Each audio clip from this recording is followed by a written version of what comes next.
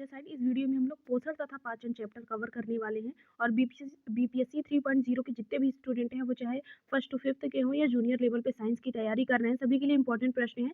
तो चलिए स्टार्ट करते हैं। अभी आप हमारे चैनल पर नए हैं या अभी तक चैनल को सब्सक्राइब नहीं किया है तो प्लीज़ करें, साथ ही अपने दोस्तों के साथ इसे शेयर करें। तो आप लोग मुझे कितने आपने प्रश्न बना लिए हैं, उसे आप मुझे कमेंट बॉक्स में ज़रूर बताएँ। और यहाँ पे पहला आपका प्रश्न है, मेढक के दाँत होते हैं होमोडोंट, थिकोडोंट या हेटेरोडोंट या उपयुक्त में से कोई नहीं। और अगर आप बीपीएससी का एग्ज़ाम दे रहे हैं तो आपको ई ऑप्शन में भी मिलेगा उपयुक्त में से एक से अधिक। तो इसमें जो करेक्ट ऑप्शन हो जाएगा वो होगा आपका होमोडोंट। मेढक के दाँत जो होते हैं वो होमोडोंट होते हैं।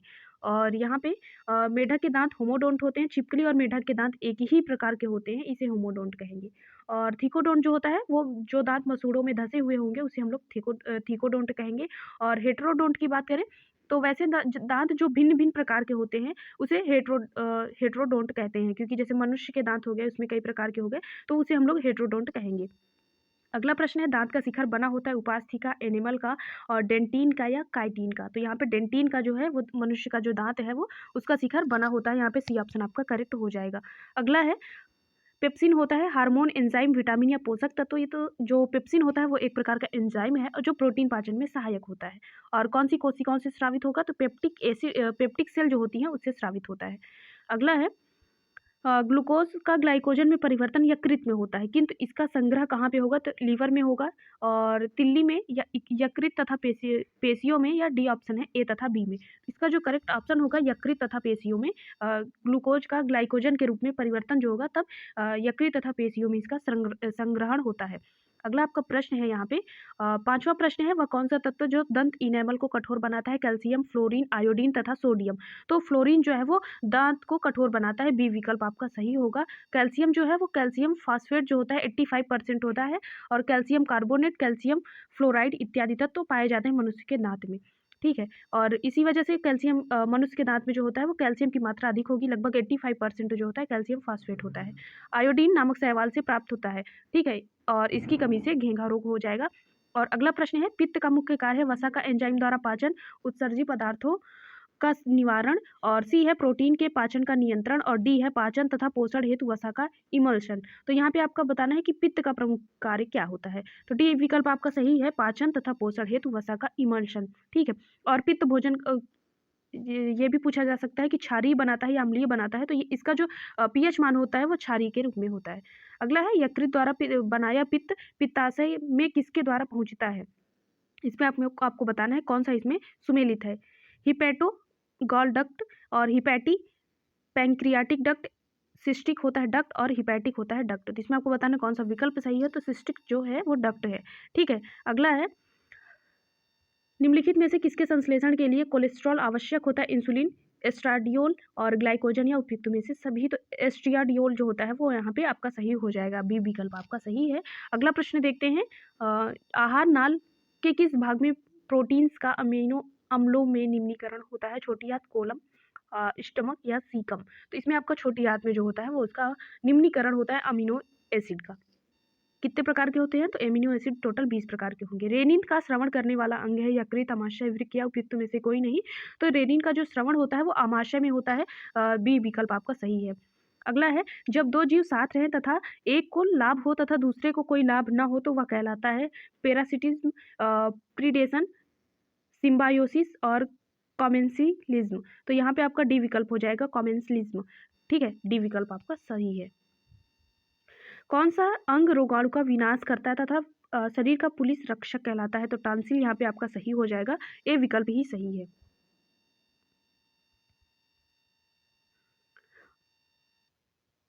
अगला प्रश्न है, उपापचय दर सर्वाधिक होती है चूहे में, मनुष्य में, हाथी में या बंदर में। तो यहाँ पे अगर आपसे पूछा जाए कि कौन सा आपका वो शरीर का पुलिस रक्षक कहलाएगा, तो वहाँ पे टांसिल ना होके अगर सिर्फ यही पूछा जाता कि मुख में कौन सा रक्षक है, तो वहाँ पे आप टांसिल को क्लिक करते, लेकिन यहाँ पे आपका यकृत विकल्प सही होगा।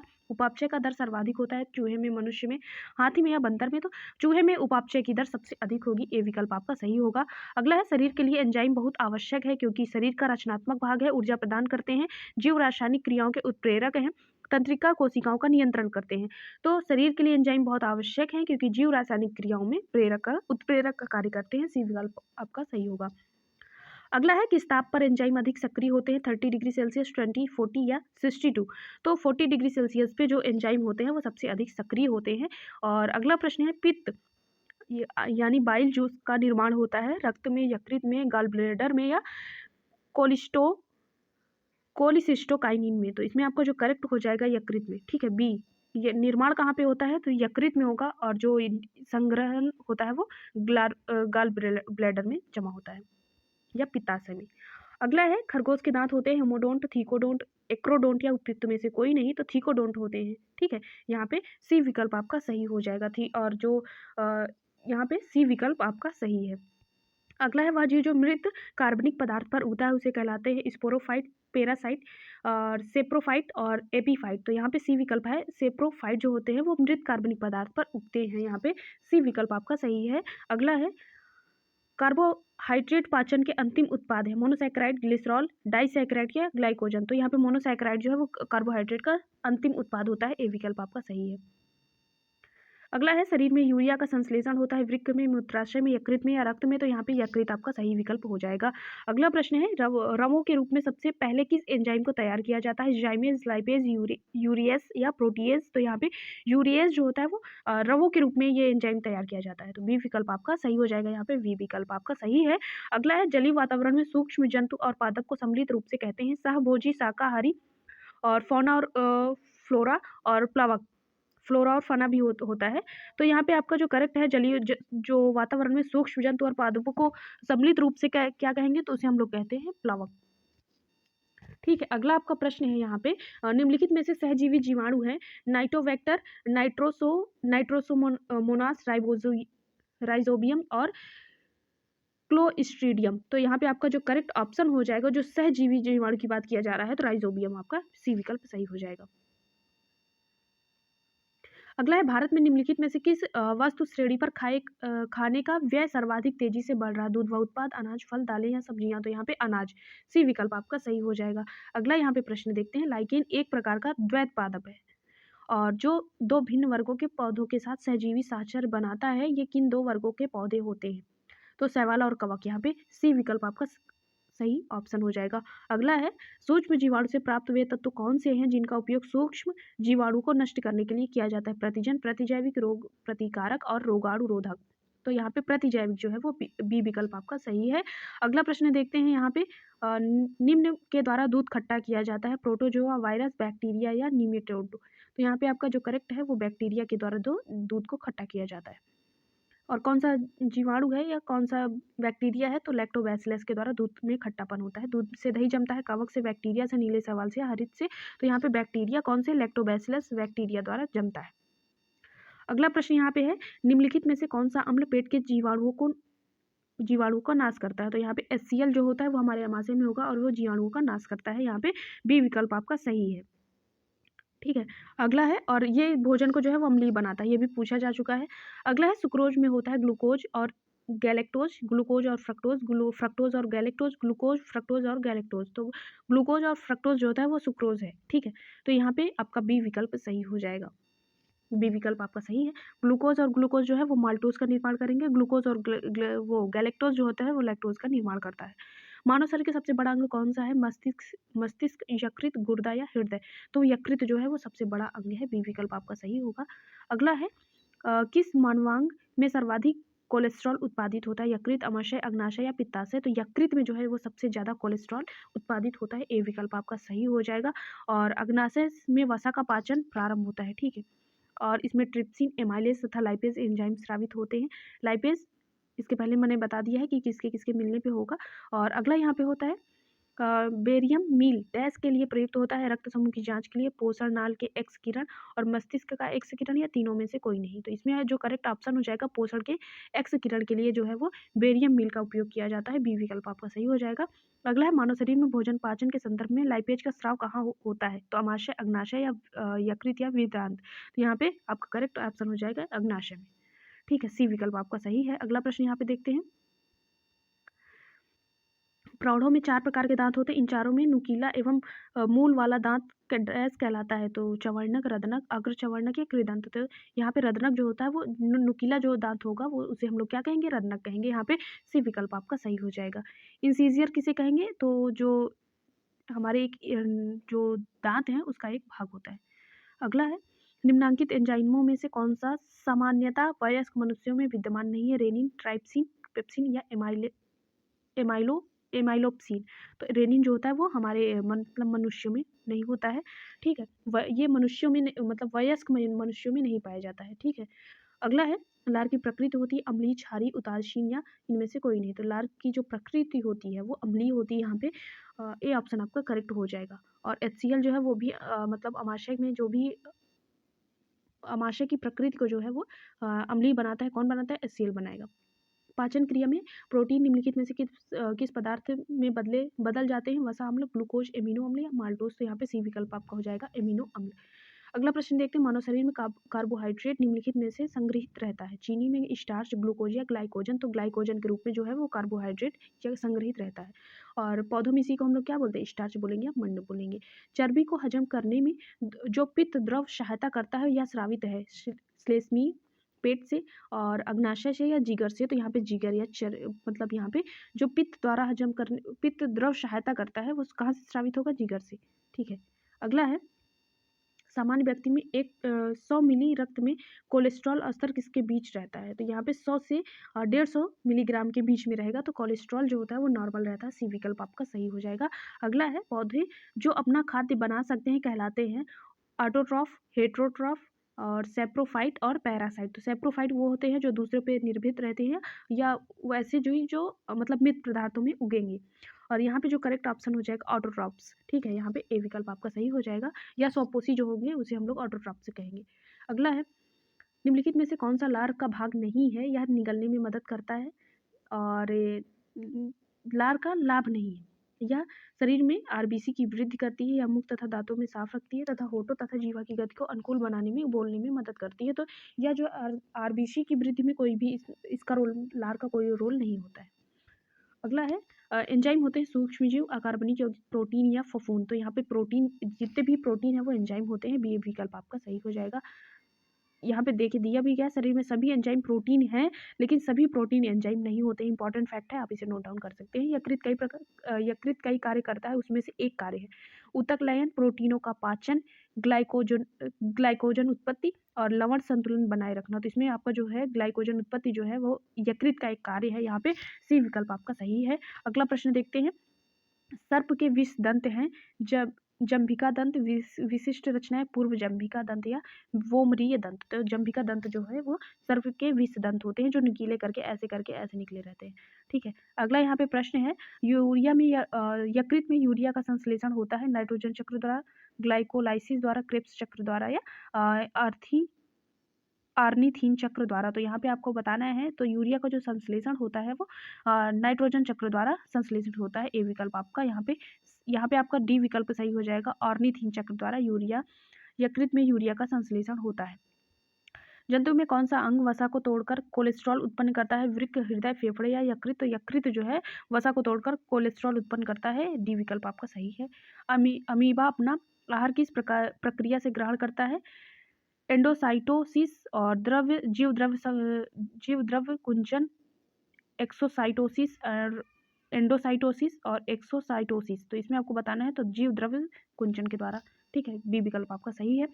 मनुष्य को रोटी चबाने पर मीठा क्यों लगता है, कार्बोहाइड्रेट शक्कर में परिवर्तित हो जाती है, वसा शक्कर में बदल जाता है, प्रोटीन शक्कर में, या इनमें से कोई नहीं। तो ये है, जो कार्बोहाइड्रेट है वो शक्कर में परिवर्तित हो जाती है, या ठीक है यहाँ पे ग्लूकोज में, या कार्बोहाइड्रेट जो है वो ग्लूकोज में परिवर्तित हो जाती है। पित्त स्रावित होता है पाचक ग्रंथि से, छोटी अंतड़ी से, या उदर से, या लीवर से। तो पित्त जो है वो कहाँ से स्रावित होगा, लीवर से स्रावित होता है। और यकृत में इसका निर्माण होता है तथा पित्ताशय में इसका मतलब संग्रहण होगा। भोजन का पाचन निम्न अंग से प्रारंभ होता है, मुंह से, यकृत से, पेट से, आंत से। तो मुंह से पाचन प्रारंभ हो जाएगा। सबसे पहले कार्बोहाइड्रेट का पाचन किया जाता है। अगला है, प्रचुरतम मात्रा में खाद्य प्रोटीन के जो 2 ज्ञात स्रोत निम्नलिखित में से कौन से हैं। तो मांस और अंडे, कुल शैवाल और अंडरू, सूक्ष्मजीव और सोयाबीन और मूंगफली, दूध और पत्तेदार सब्जी। तो सोयाबीन और मूंगफली जो है वो प्रोटीन की 2 ज्ञात स्रोत है। अगला है लाल किसके पाचन में सहायक होती है? प्रोटीन, फाइबर, स्टार्च या वसा। तो स्टार्च के पाचन में सहायक होती है, कार्बोहाइड्रेट के पाचन में सहायक होगी। अगला है और आहार में लवण का प्रमुख उपयोग है जल में भोजन के कणों की विलेयता को बढ़ाना, भोजन के पाचन के लिए अपेक्षित हाइड्रोक्लोरिक एसिड लघु मात्रा में पैदा करना, पकाने की प्रक्रिया को सरल बनाना, भोजन को स्वाद बनाना। तो यहाँ पे बी विकल्प है, भोजन के पाचन के लिए अपेक्षित हाइड्रोक्लोरिक एसिड लघु मात्रा में पैदा करना। यहाँ पे बी विकल्प आपका सही हो जाएगा। अगला है निम्नलिखित में से कौन सा पशु रुधिराहारी है? फल, मक्खी, मच्छर या घोंघा या घरेलू मक्खी। तो जो मच्छर है वो रुधिराहारी है। यहाँ पे सी विकल्प आपका सही हो जाएगा। जीवित संसार में सबसे प्रचुर एंजाइम है और रूबिस्को, इन्वर्टेज, डीएनएस और जाइमेज। तो यहाँ पे रूबिस्को जो है ए विकल्प आपका सही हो जाएगा। ठीक है, और ये एक प्रकाश संश्लेषी जीव है, इसी में सबसे ज़्यादा प्रचुर एंजाइम पाया जाता है। पूतिजीवी के वे जीव हैं जो आहार के लिए निर्भर करते हैं, पूतिजीवी। तो यहाँ पे जीवित पादपों पर, जीवित जंतुओं पर, मृत और क्षयमान सामग्री पर, अकार्बनिक रासायनिक यौगिकों पर। तो पूतिजीवी जो होते हैं और सेप्रोफाइट जो होंगे, तो वो जो होते हैं वो मृत और क्षयमान सामग्री पर। ये इसके पहले भी प्रश्न पूछा जा चुका है। अगला यहाँ पे प्रश्न हम लोग देखते हैं, ये हमारा 59वां प्रश्न है। आमाशय ग्रंथियों की पेप्सिन स्रावी कोशिकाएं हैं, अम्ल कोशिका, भित्तीय कोशिका, मुख्य कोशिका या कलश कोशिका। तो मुख्य कोशिका जो है वो पेप्सिन स्रावी कोशिकाएं होती हैं। सी विकल्प आपका सही हो जाएगा। अगला प्रश्न है, निम्नलिखित में से कौन सा अंग ग्लाइकोजिन को ग्लूकोज में बदलता है और रक्त को शुद्ध करता है? तो यकृत, गुर्दा, फेफड़े या तिल्ली। तो यहाँ पे यकृत जो है वो रक्त को मतलब ग्लाइकोजिन को ग्लूकोज में बदलता है, जिससे रक्त में शुद्धिकरण होगा। और अगला प्रश्न है, बिना एंजाइम वाला पाचक रस है आंतरस, पित्त, अमाशय रस या लार। तो यहाँ पे पित्त रस जो है वो बिना एंजाइम का होता है। और लार में अगर बात की जाए तो लार में टाइलिन हो जाएगा। अमाशय रस की बात की जाए तो यहाँ पे पेप्सिन हो जाता है। अगला है स्तनधारी यूरिया, स्तनधारी इसमें यूरिया बनाते हैं गुर्दे में, मूत्राशय में, प्लीहा में या यकृत में। तो यहाँ पे आपका लीवर जो होता है वो यूरिया का निर्माण पूछा जा रहा है, तो यूरिया का निर्माण जो होता है वो यकृत में होता है। और अगला यहाँ पे प्रश्न है, इलियम इस किसका भाग है? श्रोणि मेखला, अमाशय, छोटी आंत या अंश मेखला। तो इसमें बताना है कौन सा विकल्प है। तो छोटी आंत का इलियम एक भाग होता है। ठीक है, इलियम, ड्यूडेनम और जेजनम, ये 3 भाग होते हैं। ठीक है, अगला है, दूध का धवल रंग निम्नलिखित में से किसकी उपस्थिति में होता है? लैक्टोज, एल्बुमिन, कैरोटीन या कैसीन। तो कैसीन की उपस्थिति से जो दूध में होता है वो श्वेत रंग होता है। अगला है, मानव शरीर में सबसे कठोर पदार्थ है दंतवल्क और हड्डी उपास्थि या मांसपेशी। तो दंतवल्क या इनेमल जो होता है वो सबसे कठोर पदार्थ होता है। ए विकल्प आपका सही हो जाएगा। अगला यहाँ पे देखते हैं एंजाइम क्या होते हैं। स्टेरॉइड, कार्बोहाइड्रेट, प्रोटीन या लिपिड। तो इसमें आपको बताना कौन सा विकल्प है। तो यहाँ पे आपका सी विकल्प हो जाएगा। एंजाइम जो होते हैं वो प्रोटीन होते हैं। और फिर से मैं बता रही हूँ, सभी एंजाइम जो होंगे वो प्रोटीन होंगे, लेकिन सभी प्रोटीन एंजाइम नहीं होते हैं। अगला है, निम्न में से कौन सा सांकेतिक संबंध लाइकेन निर्मित करता है? इसमें आपको बताना है कौन सा ऐसा है जो लाइकेन निर्मित करता है। एक एल्गी तथा एक फंगस। तो शैवाल और कवक का जो एक सहसंबंध में होता है वो लाइकेन होगा। अगला यहाँ पे प्रश्न है, मूल परजीवी के रूप में व्यवहार करने वाला पौधा है फाइकस, कस्कुटा, सेंटेमल या यूफोर्बिया। तो यहाँ पे कस्कुटा जो है वो मूल और परजीवी के रूप में व्यवहार करने वाला पौधा होता है। सी विकल्प आपका सही हो जाएगा। और ये कई बार पूछा जा चुका है कस्कुटा के बारे में। ठीक है, अगला है, यकृत और मांसपेशियों में ऊर्जा जमा होती कार्बोहाइड्रेट के रूप में, प्रोटीन, वसा या ग्लाइकोजन के रूप में। तो ग्लाइकोजन के रूप में जितनी भी ऊर्जा जमा होती है वो यकृत एवं मांसपेशियों में जमा होगी। इसके पहले भी ये पूछा जा चुका है। अगला प्रश्न है आपका, मानव शरीर का एकमात्र अंग जो पुनः विकसित और पुनः सृजित हो सकता है। तिल्ली, जिगर और दिमाग या अग्नाशय। तो लीवर जो होता है वो पुनः विकसित और पुनः सृजित किया जा सकता है। सी विकल्प आपका सही हो जाएगा। In human body pancreas is a part of the. इसमें आपको बताना है जो पैंक्रियाज है वो किसका भाग है। तो यहाँ पे डाइजेस्टिव सिस्टम का एक भाग है। सी विकल्प आपका सही हो जाएगा। अगला प्रश्न है, यहाँ पे निम्नलिखित में से कौन सा यौगिक गुर्दे की पथरी का निर्माण करने वाला सर्वाधिक सामान्य यौगिक है। तो ये कैल्शियम ऑक्सलेट जो होता है वो जो गुर्दे की पथरी का निर्माण करते हैं। और जो भी पथरी मनुष्य के शरीर में होगी जो बन जाती है लगभग वृक्क में, वो कैल्शियम ऑक्सलेट की होती है। और ये इंपॉर्टेंट है और बीपीएससी ट्री के एग्जाम में भी ये प्रश्न पूछा जा चुका है। अगला है, एक मानव जीव में औसतन कितनी स्वादी कलिकाएं मौजूद रहती हैं। तो लगभग 2000 से 8000 के लगभग स्वादी कलिकाएं मौजूद रहती हैं। अगला प्रश्न देखते हैं, यह प्रक्रिया के द्वारा आहार नली में किस तरह भोजन जाता है? अंतर्ग्रहण, इंजेशन, डाइजेशन, एसिमिलेशन या एलिमिनेशन। तो आपको बताना है कौन सा। तो है इंजेशन जो होता है या अंतर्ग्रहण के द्वारा आहार नाल में भोजन जाता है। ए विकल्प आपका यहाँ पे सही है। और अगला प्रश्न यहाँ पे देखेंगे, अगला है एक वयस्क मानव का पूरा पाचन तंत्र यानी मुंह से गुदा तक डैश कितना लंबा होगा, आपको बताना है। तो यहाँ पे 9 मीटर जो है तो है वो लंबा होता है, अर्थात लगभग 30 फीट लंबा होगा। कहाँ से? पूरा पाचन तंत्र की बात हो रही है। और अगला है पाचन में मदद करने के लिए शरीर में कौन सा एसिड प्रयोग किया जाता है? बोरिक, सल्फ्यूरिक, एसिडिक या हाइड्रोक्लोरिक? तो HCl जो होगा हाइड्रोक्लोरिक हो जाएगा। डी विकल्प आपका सही है और ये अम्लीय बनाता है। और भारत में नीली जीभ रोग के लिए पहला टीका विकसित कर लिया था, और जो मुख्यतः निम्न में से किस में पाया जाता है? मुर्गी, कुत्ते, भेड़ और बकरियों, और बंदर में तो भेड़ और बकरियों में नीली जीभ का जो रोग होता है उसके लिए टीका विकसित कर लिया गया है। सी विकल्प आपका सही है। हमारे शरीर में नमक की मात्रा कितनी होती है? 1%, 2%, 0.4% या 0.6%? तो 0.4% जो होता है वो आयोडीन की मात्रा होती है। यहाँ पे सी विकल्प आपका सही हो जाएगा। और दैनिक मात्रा में हमें 20 मिलीग्राम लेना मतलब होना चाहिए हमारे दैनिक की मात्रा में। शरीर के किस भाग में पित्त रस बाइल जूस का उत्पादन होता है? हृदय, फेफड़े, गुर्दे या यकृत? तो इसमें आपका डी विकल्प यहाँ पे सही हो जाएगा, यकृत में। ठीक है। बाइल जूस और संग्रहण कहाँ होता है? तो अग्नाशय में। अगला प्रश्न यहाँ पे देखते हैं। अगला यहाँ प्रश्न है, 80वां दूध के समान रूप में वितरित रहने के लिए दूध की बसी वसा गोलिकाओं के आकार को कम करने की प्रक्रिया को डैश कहा जाएगा। इसमें आपको बताना है कौन सा यहाँ पे सही होगा। तो यहाँ पे होमोजेनाइजेशन जो होता है वो सी विकल्प आपका सही हो जाएगा। अगला प्रश्न यहाँ पे देखते हैं। आप लोग मुझे कमेंट बॉक्स में जरूर बताएं कि आपके कितने प्रश्न लगभग यहाँ पे सही हो रहे हैं। दांत का एनिमल किसका बना होता है? Calcium chloride, calcium sulphate, calcium carbonate या कैल्शियम फास्फेट? तो कैल्शियम फास्फेट का जो दांत का एनिमल वाला भाग होता है वो बना होता है और सबसे कठोर भाग होगा। अगला है डिओडेनम डैश का भाग है, तो छोटी आंत का भाग है। ठीक है, यहाँ पे ए विकल्प आपका सही हो जाएगा। अगला है पेट की परत में कुछ ग्रंथियों की कोशिकाओं से डैश का एसिड स्रावित होता है? हाइड्रोक्लोरिक, इथेनाइक, फॉर्मिक या नाइट्रिक? तो हाइड्रोक्लोरिक जो होता है वो कुछ कोशिकाओं में कौन सा एसिड स्रावित होता है? तो हाइड्रोक्लोरिक आपका ए विकल्प यहाँ पे सही होगा। अगला प्रश्न है, the instrument use to examine a person digestive tract is called? तो इसमें आपको बताना है कौन सा है ऐसा है जो डाइजेस्टिव सिस्टम को ट्रैक करने का काम करता है। तो इंडोस्कोप, यहाँ पे सी विकल्प आपका सही हो जाएगा। सी विकल्प आपका यहाँ पे सही है। अगला है यूरिया का निर्माण कहाँ होता है? अग्नाशय, यकृत, छोटी आंत या गुर्दे? तो यहाँ पे यकृत में होता है। बी विकल्प आपका सही है। अगला प्रश्न है, निम्न में से किसमें होमोडोंट दांत पाए जाते हैं? होमोडोंट की बात किया जा रहा है तो मछली, मानव, तेंदुआ और घोड़ा। तो इसमें जो आपका करेक्ट ऑप्शन होगा, इसके पहले भी मैंने यहाँ पे आपको सभी को बता दिया है, तो इसका एक्सप्लेनेशन देख लेते हैं। मछली में होमोडोंट, और मछली और मेढक में होमोडोंट दांत पाए जाते हैं। मैंने इसके पहले भी ये सॉल्व करवाया है।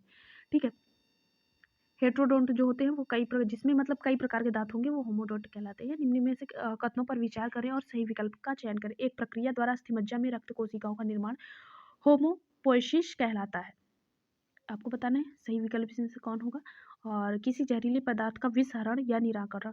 तो इसका जो आपका करेक्ट ऑप्शन हो जाएगा एक और दो, दोनों गुर्दे के ही कार्य हैं। ठीक है, लीवर के जो भी जहरीले पदार्थ हम लोग खाते हैं तो हमारे लीवर में वो एकत्रित होने लगता है। ठीक।